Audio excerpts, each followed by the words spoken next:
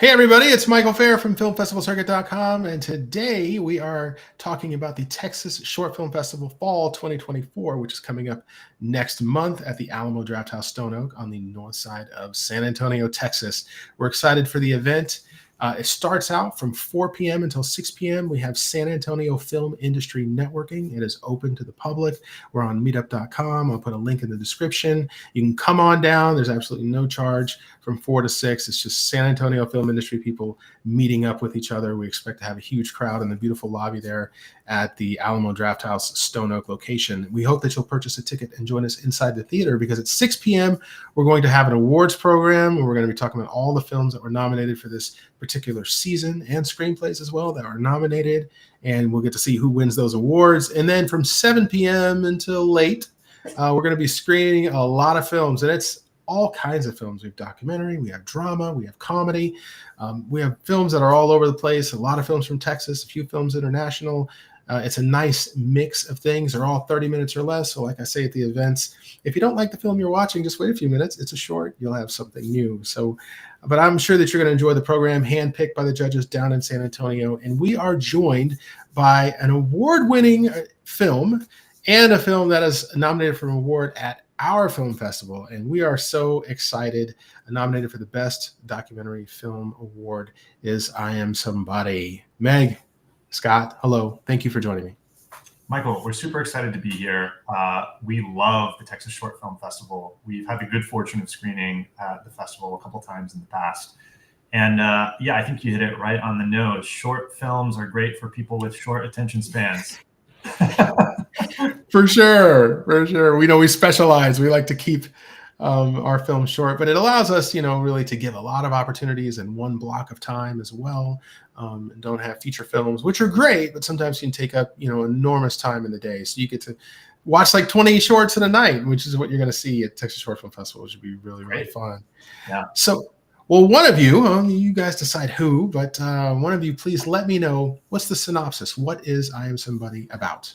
Yeah, I Am Somebody is the third in a series that we've been working on for several years called Black CEOs in Their Own Words, that chronicles the trials and tribulations of Black leaders in the Texas area, specifically the Dallas area. And I Am Somebody follows the story of Taylor Toynes, who growing up was an aspiring public defender who noticed that his zip code was included in an article on what's called the cradle to prison pipeline, and inspired by that decided to pivot to a career first in education and then more broadly helping children and their families achieve better lives.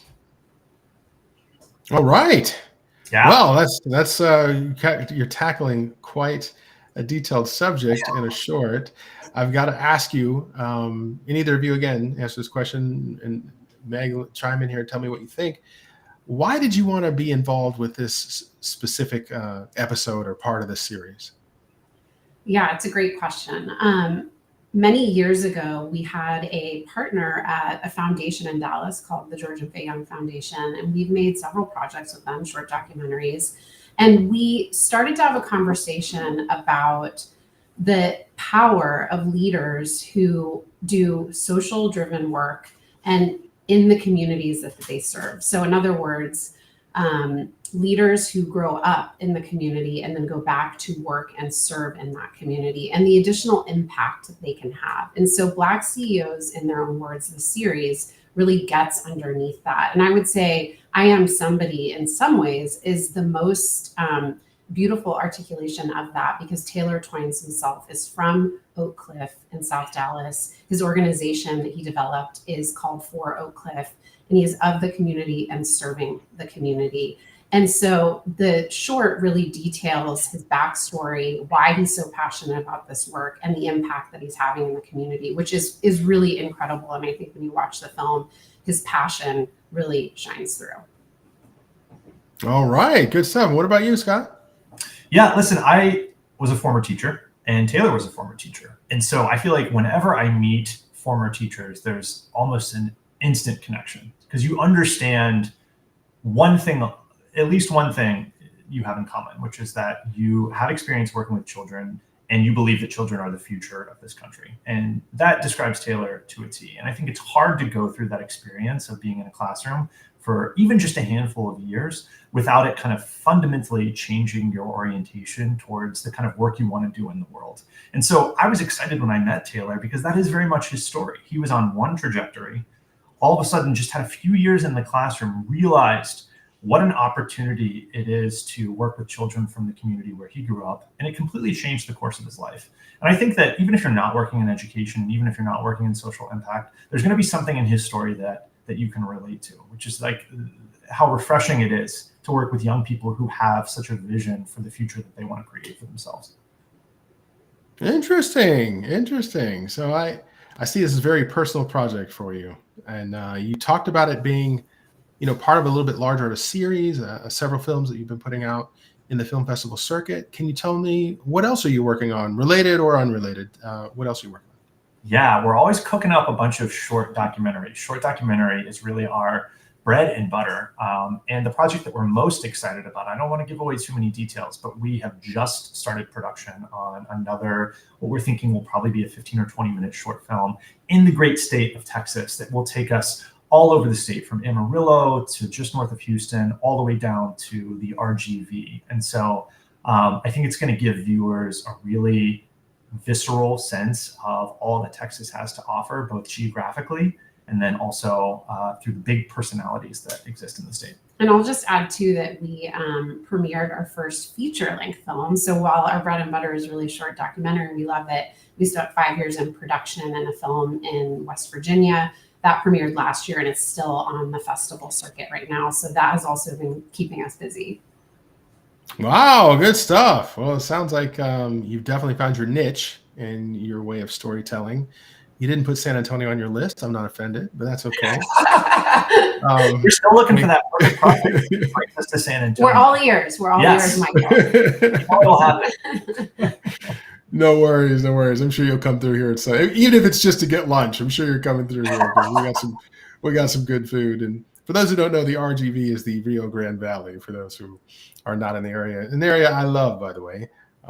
I love my state up and down. It's really a lot of fun. We're really excited about the food there. We've heard it's epic. So, if you're talking about San Antonio and food, there's a lot to offer. And what's crazy is when you go to Austin, they have like all new stuff, like all different stuff. And I'm back and forth with both cities quite a bit, always telling the people in Austin about what they have in San Antonio and reverse. So yeah, come on down and enjoy it. Pick my brain for some restaurants in an email. But well, look, it's been a pleasure to have you. Is there anything else you'd like to add before we go?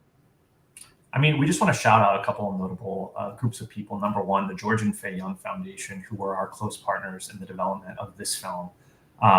We would not have been able to make the film without their support. Taylor Toynes himself, who was the lead participant in this project. I mean, this is really a true collaboration with Taylor, and hopefully it feels to Taylor like an extension of his heart and soul. And then lastly, the fine folks at the Texas Short Film Festival. Really want to thank the jury in San Antonio for having us a few years now.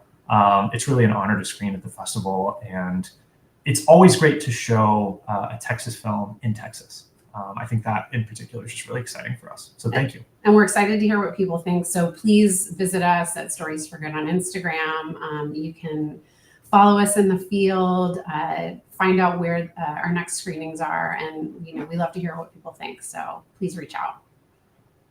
All right. You took the words right out of my mouth. I will definitely have the Instagram link also in the description of the YouTube video. So make sure to reach out and follow. And the judges are very proud to screen this film, to show this film. They love your work.